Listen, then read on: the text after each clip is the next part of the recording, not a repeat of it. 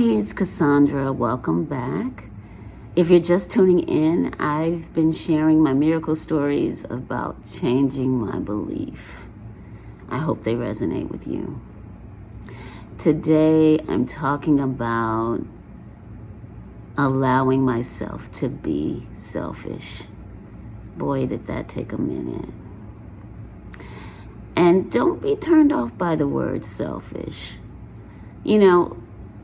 That definition, the definition of selfish has been around since the 1600s. So I feel like there's a stigma attached to it. And if it's been around since the 1600s, you know that it was about class and rules. Let me just read the definition.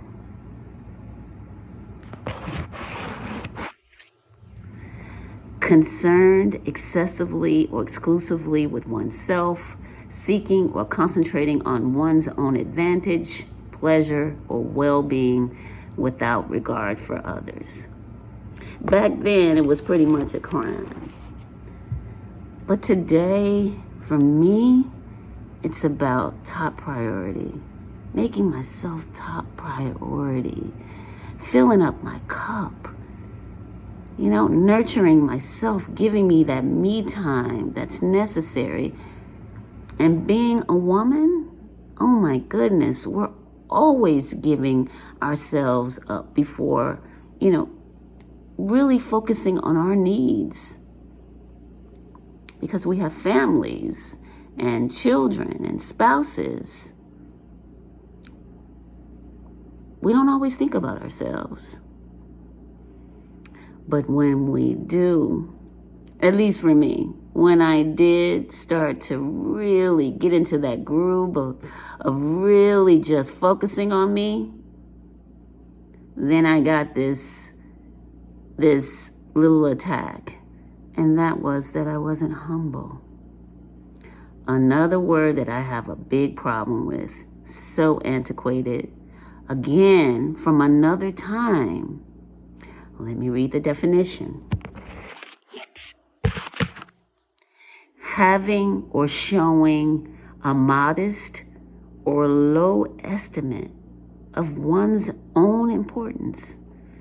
Now, I'm certain that when someone says, I'm humble, that they don't mean, I don't really think much of myself. I think that they mean that they're not putting on airs, that they're grounded. I like grounded. That they're grounded, that they're more connected with themselves, centered. Yeah. And so again, when you're feeling good and when you're on that path to you and you're around family, friends, best friend, spouse, they might get uncomfortable. And they may not understand you. And it just may be a constant attack that something's wrong with you. Nothing wrong with you. There's nothing wrong with you. And you know what's interesting? When you get on a flight, and I don't want to mess this up. Let me read this. When you get on a flight attendant will come out and they'll say, should the cabin lose pressure, oxygen mask will drop from the overhead area.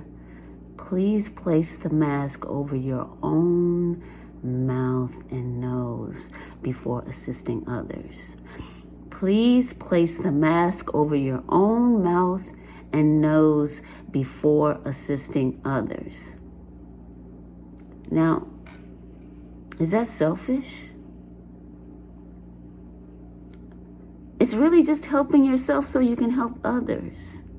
And if someone has a problem with you starting to feel good about yourself, you recognizing the power that's within you, then something's wrong with them.